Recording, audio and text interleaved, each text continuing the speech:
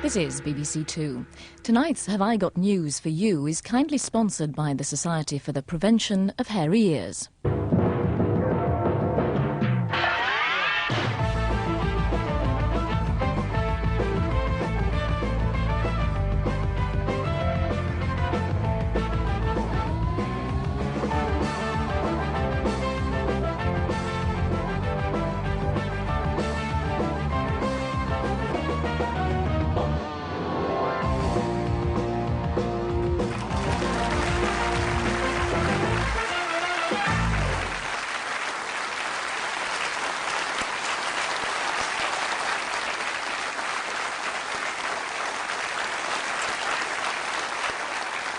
Good evening and welcome to the programme in which the week's major news stories are distilled into 30 minutes of astute observations about people's ear hair. Of rather less import this week, at Earl's Court, Princess Diana and Camilla Parker Bowles find a novel way of settling their differences. Sport, and following the injury to an Arsenal player moments after the final whistle at Wembley, the Bolshoi Ballet is brought in to help them master post-match celebrations.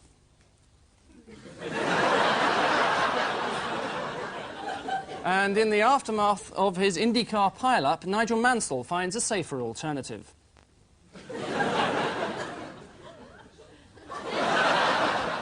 On Ian Hislop's team, a man whom the BBC has recently announced as Philip Schofield's permanent replacement. That'll come as a bit of a shock to Jason Donovan, allegedly. The Big Breakfast's Chris Evans.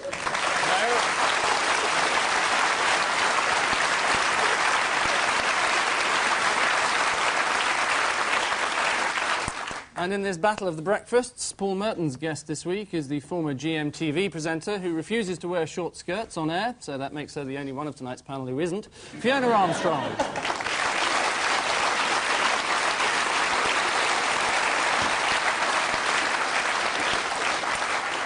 So, a lukewarm welcome to round one, in which our panellists are required to show a cursory knowledge of the week's news, which is just as well as that's all they're likely to have. Ian and Chris, something of a cop-out for you. This is Lethal Weapon 4, where Mel Gibson beats up Danny Glover. Oh no, that's not him. It's more right, police. A Big Breakfast for you there. It's a story about Los Angeles, the police department, which is a big success for American police. They managed not to kill 87 people. It's pretty good, just beat up one guy. So the jury took account of that, and they found 2 of them guilty and 2 of them not guilty. And when they found them all not guilty, Los Angeles exploded, and this time it didn't. So it was another success for the police. I think ours have got a lot to learn. It is, yes. It's the Rodney King verdict, which, conveniently enough, for all concerned, was a 2-all draw, sending both sets of fans away happy. During the trial, the defence lawyer compared one of the police officers to Christ. Funny, I don't remember the parable of the 4 uniformed Samaritans beating the shit out of a passerby. Officer Theodore Briseno was acquitted after explaining that he'd only stamped on King's head to prevent him being hit with truncheons. A bit like setting light to someone's car to prevent it being stolen. If only Rodney King had been arrested by Group 4, none of this would have happened.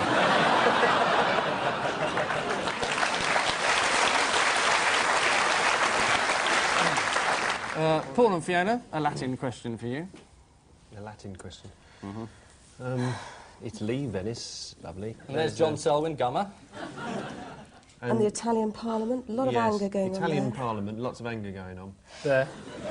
We reckon it might be the Italians voting on whether to get rid of proportional representation and replace it with a first-past-the-post That's system. right, exactly. And then they're all sort of been accused of corruption, a lot of the politicians, and they're very angry about it. And what were the advantages in this system, Paul? Will they get...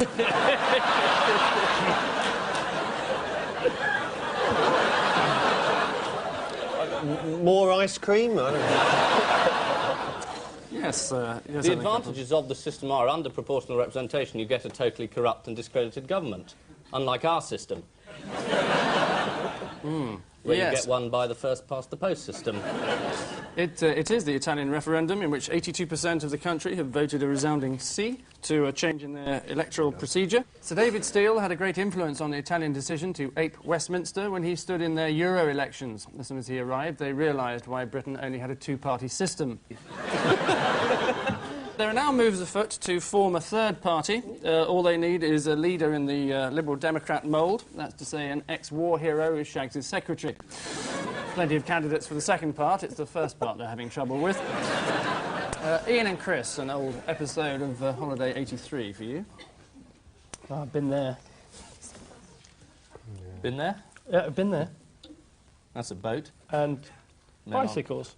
Oh, Oh, look, there's Fiona Armstrong in GMTV. so that's a makeover, is it? I wish. They didn't I get wish. more viewers. This is about unemployed people being able to go to Amsterdam or to Holland and to get a job there. They're given the ferry fare to go. And they can either go and get a job there or stand in the shop window and get paid £5 for doing that, or they can just go and smoke and just forget about the whole damn thing. It's the government's brilliant new scheme of subsidising the unemployed to look for jobs in Holland, despite the fact that there aren't any over there either. So far, no one has taken up the offer because of the lack of response from the Dutch authorities. They're probably trying to rearrange the words off and bugger into a well-known phrase. Paul and Fiona, are you sitting comfortably? Yes. Good. Oh. Jeffrey Archer. Someone he doesn't know.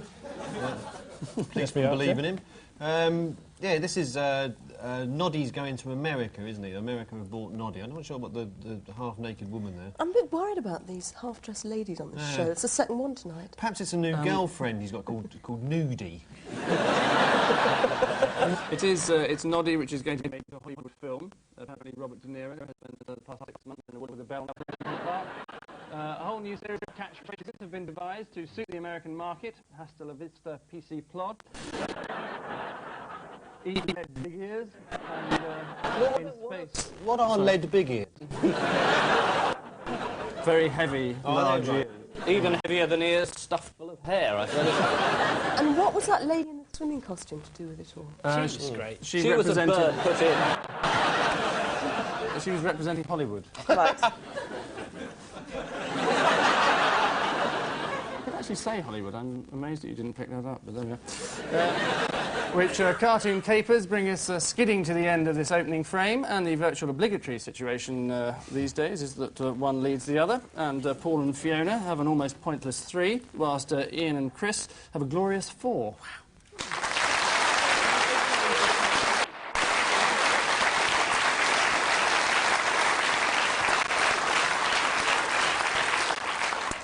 Well, there now ensues a welcome interlude, which forms the initial part of our caption competition. Ian and Chris are honour-bound to look at this.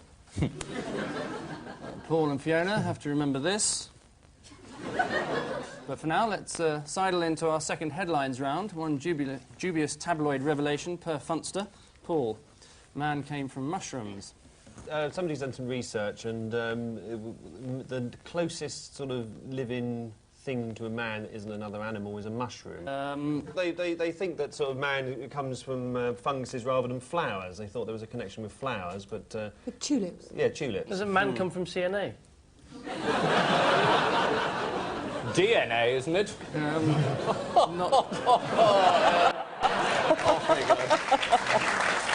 Biological puns, I love them. Yeah.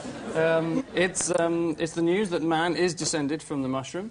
The fungus in question was very tiny, lived 150,000 million generations ago, and was married to Barbara Cartland's mother.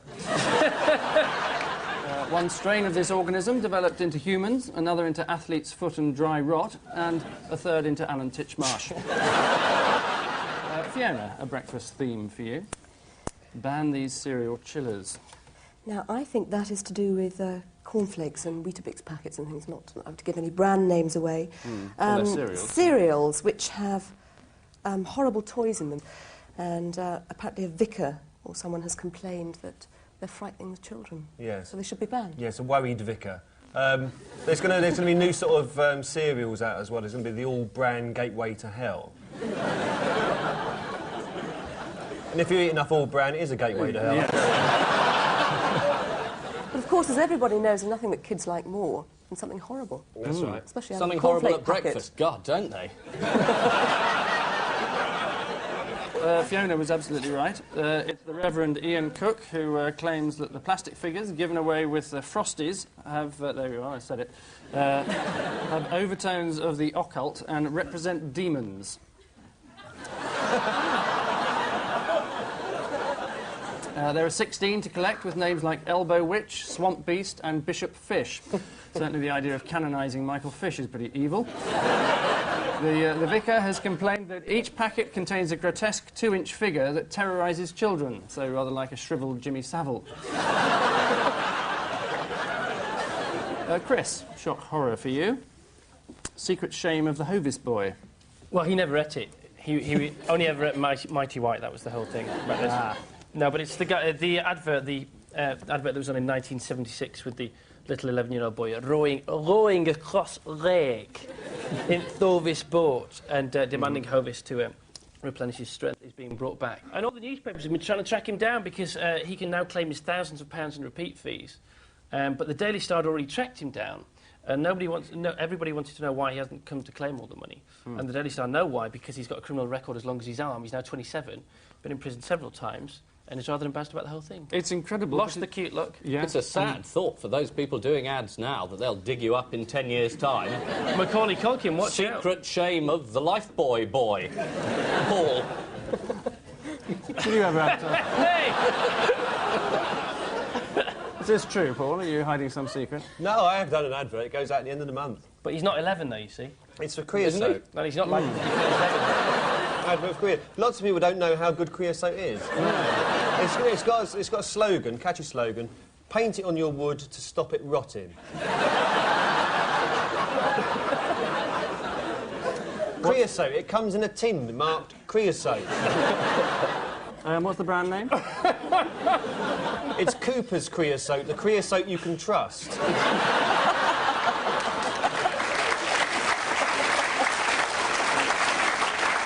It's Raymond Guinane, star of the famous Hovis commercial, where, dressed in Edwardian clothes, he rowed across a misty lake to fetch a Hovis loaf for his family, as a result of which sales of rowing boats doubled overnight. Police say he shouldn't be too difficult to find, as he's the only criminal who uses a wooden dinghy as a getaway. And finally, in this round, Ian, you'll never believe who's on the line, apparently. There's a phone they've invented which has a lie detector thing in the receiver. So when you ring people up, you can gauge whether they're telling the truth in their answers. And they're going to sell these things so that you can ring people up saying, "What are you doing tonight?" "I'm washing my hair." No, you're not. True. You're right. Yes, it is a new type of telephone, the truth phone, which lights up when the person on the other end of the line is lying. For instance, when you ring BT and the operator says, "Sorry to keep you waiting." The phone retails at £2,499, but the manager of the store that sells them said it was excellent value for money, whereupon every phone in the shop exploded. The Times tested it on MPs Bill Cash and Austin Mitchell. In order to prime the machine, they firstly had to be asked questions such as, "Is today Friday? Is the month April? And are you wearing a tie?" If you asked John Major those questions, he'd think you were striking up a rather interesting conversation. An illuminated score of 40 to 50 represents a truthful answer, and a score of 70 to 80 implied that the subject is telling porkies.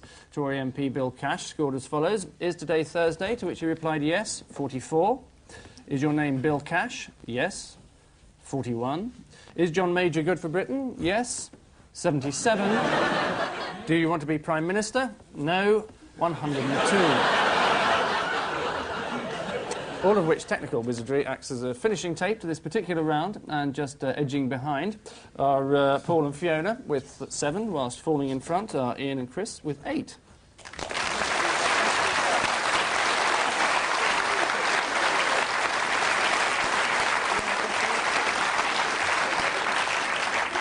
And so we prepare to break and enter our revered Odd One Out round for genuine VIPs, which is the Giles Brandreth.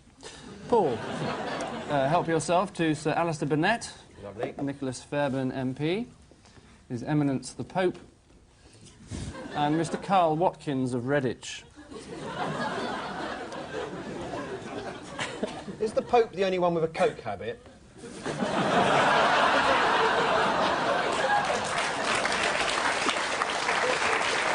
What was the name of that last one? Carl? Carl Watkins of Redditch. Of Redditch? Of Redditch, yeah. Yeah, he's the man who has sex with pavements. Outrageous slur on Carl Watkins. He's the man who has sex with pavements and has just gone to prison to serve, well, hard labour, I suppose. The Pope obviously kisses pavements, but other than that, he doesn't have sex with them. So he's the only one who has sex with pavements. How can I put it? He's the only one who has sex with pavements. I think that's... Alistair Burnett fell over on a pavement after it rejected him. And Cole, what's his name, is the only one who has sex with pavements. So, just to reiterate then... The other three don't have sex with pavements. Right. So it's the having sex with pavements that's your answer? I wish I was being sponsored by the having sex with pavements. I've been making a bomb here. You almost got there. All of them except the Pope have been found lying face down on a pavement. Sir Alistair Burnett claimed to have suffered a mystery fall late at night, of which he has no recollection. He also claims that drinking whiskey is the mark of a patriot. And according to friends, that night he was completely patriotic. Nicholas Fairbairn was upended at Edinburgh Airport by... Was what? Upended. Lovely. At Edinburgh Airport. That's only in the first class, you get that. He was upended by someone calling him a Tory bastard. Well, 50% correct. He's a bit too much of his own man to be called a Tory. And Carl Watkins of Redditch was jailed, as Paul said, for 18 months this week after being repeatedly caught having sex with pavements. What a surprise. Footpaths. Well, you could have fooled me. Even on one occasion, Paul, with someone's back passage. So... you can see in that photograph, he's obviously out on the pull there. Yes. That's what he's doing. He's looking at you saying, there's a pavement over there. Yeah. The Pope, on the other hand, has kissed airport runways all over the world and is therefore the odd one out, as he's the only one who's shown any real affection and tenderness for a time. So, Fiona, your unlikely bedfellows are James Hunt, Jeff Capes, Jason Donovan, and Beaky, who is the... Who's the one in the middle? Who's the one in the middle, who's ringed, who is the Queen's personal stud budgie. Obviously. I wouldn't think a budgie'd be big enough.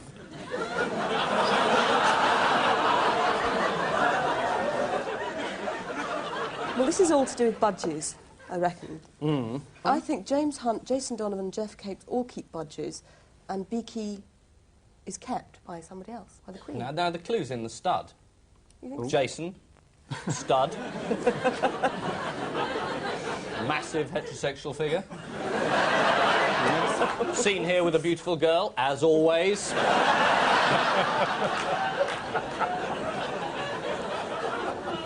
It is, in fact, Jason Donovan, as all the others are keen budgie fanciers, whereas Jason doesn't fancy birds of any kind.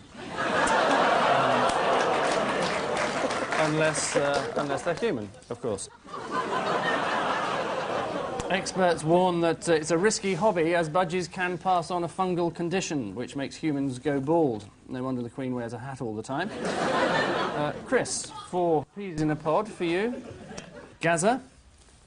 Fiona Armstrong here. Kenneth Tynan. And Jules Holland. Oh. This is just so easy, this one. It's about just Excuse obvious, me, it's my question. I mean, Gaza, Ken It's the battle of the Tynan, Jules breakfasts. Holland, those 3 all have the F factor. I wasn't going to say that, actually. Right. Gaza and Ken, Jules, have all said the F word on television shows. Fiona obviously hasn't said the F word on a television show, but she probably said it just after she'd left. One, maybe. We can change that answer right now with one simple word, you know. Go on, do it. No. It's worth it. And now see... Kenneth Tynan was the first person to say f*** on television. I was the latest for 2 seconds. No, you f***ing weren't. Yes, it was. Go on, Fiona! Go on, Fee! Go on! No, you say it. She says it at home. How do you know? It's that, You must do. Exactly. Have you ever been to Fiona's home? Yes, don't talk about that. Oh. Has he been to my home? He's been shouting through my letterbox. This is true. Really? That's not true. Has he been shouting? I mean, I through a will do if you Yes. really want me to, but I haven't. It's a great scene, him looking through the letterbox. One of your only viewers. No, Oh, Ian! I can't believe someone said that. Well, thank God you never did, Ian. It is Fiona here, who's the only one not to have used the F word, or at least not on TV. Although, judging by the way GMTV promoted her F Factor, she'd have every right to tell them to fancy ability off. Jules Holland was suspended from the Tube for using the F word. He later apologised, saying he was unprepared, didn't know the camera was on him, and blurted out the first thing that came into his head. So, perfectly normal edition of the Tube, by the sounds of it. Paul Gascoigne, in a recent interview, told the people of Norway to F off. That's not like him, stringing two words together. And in 1965, Kenneth Tynan broke new ground by saying on live television, "I doubt if there are any rational people to whom the word would be particularly diabolical or forbidden." Nice to know that we've come such a long way since then, and here we are, 28 years on, still bleeping it out. And finally, in this round, Ian, chance for some topical satire for you. Henry VIII, Robespierre, Douglas Hurd, and Tony Benn. Right. Well, they're all dead. They're all old Etonians. Henry VIII, the previous Lord Standgate. Robespierre, known as Robbie, he was in Dorm B. Is Tony Benn the only one who's had sex with a pavement? Well, yes, he is, but that's not actually the answer we're after. I'll tell you, it's that they were all involved in changing laws to suit their own needs. That's with the exception of Robespierre, who supervised the introduction of the guillotine and then later had his head chopped off. Prime example of being hoisted by your own petard, although on balance that would probably have been preferable, depending on what a petard is. Henry VIII celebratedly changed the law so that he could get rid of his wife. How the present Prince of Wales must yearn for a similar solution. Tony Benn helped change the law to enable him to drop his title of Viscount Standsgate and renounce his peerage forever, or at least until his son takes it over in a few years' time. Not funny, but it is satirical. And Douglas Hurd, on discovering that a defeat in the Commons would kill the Maastricht Treaty, changed the parliamentary rules so that the verdict of the Commons became irrelevant. I wonder if the Italians still want a British-style democracy. Anti-Euro MP Bill Cash, remember him, said Mr Hurd's subsequent embarrassment gave him no joy whatsoever. 173. Which shining examples of selfless behaviour denote the sad end to this penultimate round, and the present dilemma surrounds Fiona and Paul, who have 9, whereas in contrast Ian and Chris have all of 11.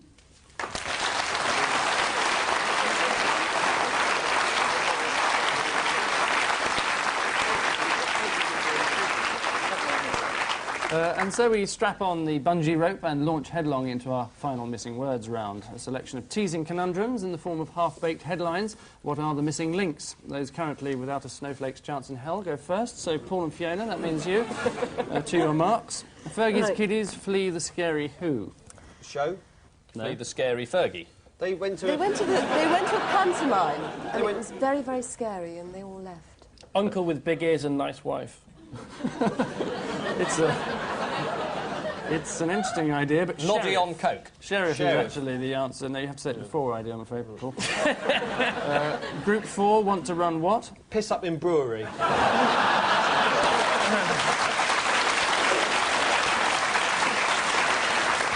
I was going to say away and hide, but... What about security firm? Don't be stupid. No, it's an absurd suggestion. Chicken farm? 20 prisons is the answer. Next, Tories and Lib Dems exchange what? Bubblegum cards. Bodily fluids. It's a lovely image, thank you, Ian. Answer is salvos, I'm delighted to say. No, you have to say it first. Police expect huge jams as what? Bumper strawberry harvest is predicted.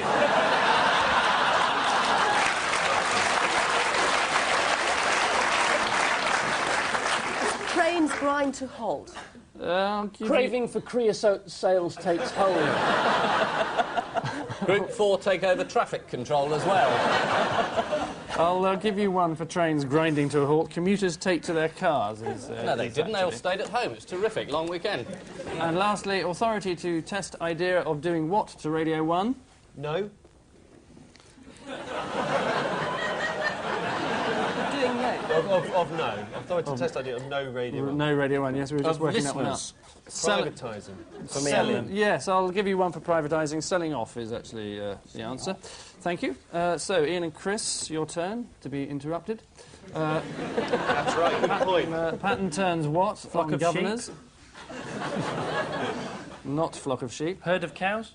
No, you're on the wrong Fire. track completely, I'm afraid. Tables. Fiona, how would tables fit in that gap there? It's right in the middle. It's got to be a big tables, that. Yes. Huge tables. Big, long dining tables. To fill this space on the governors. It's not a table question, Okay. sadly. Test screw is the rather baffling answer. Next, Wills kills his first what? First cousin's Rabbit. mum. Is it animals? Animals is absolutely right, rather Rabbit. irritating It me. was rabbit. Next, chocolate cabbage fails what? GCSEs. Is it a non-chocolate cabbage test? Well, the word taste test, test? is right. The taste test. Taste test. Is it the absolutely- taste test? Well, it is, yes. Yeah. Why are you asking me again? Next, Gummer shares in Widdicombe's what? Joy. Boring answer quickly, Paul, and it's right. Absolutely right. For 2 Wardrobe, points. I thought it was. And finally, Diana's what put on bonfire? Thorpe Park season ticket, complimentary. Is it, Husband. is it gifts? Favourite detective? Gifts? Gifts, again, is staggeringly correct, yes. You Rather just went for the win then. surprisingly, which anything always do but that. pure conjecture marks a fitting end to this unseemly row, and the final tally reveals that this week's privates on parade belong to Ian and Chris with 15, and this week's officer and a gentleman really are almost Paul there. and Fiona with 17.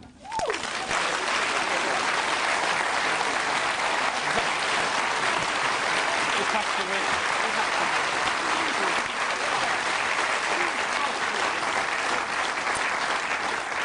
So 100 shares in ICI to our winners, 100 shares in Eurotunnel to our losers.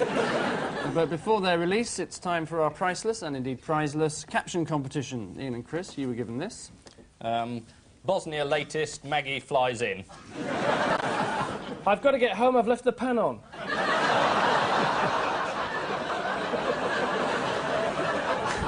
Thank you. Paul and Fiona, yours look like so.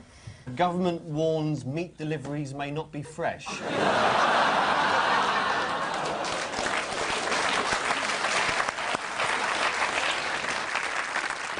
Bill Wyman gets married. On which edifying note, we say thank you to our guests, Ian Hislop and Chris Evans, Paul Merton and Fiona Armstrong. And I leave you with news that in Russia, a historic photograph has been discovered which shows the origin of the mark on Mikhail Gorbachev's head. After a spinach factory is burgled in Basingstoke, police believe they may have found the culprit. And good news in Scotland, as an Inverness farmer finds the Loch Ness Monster's testicles. Good night.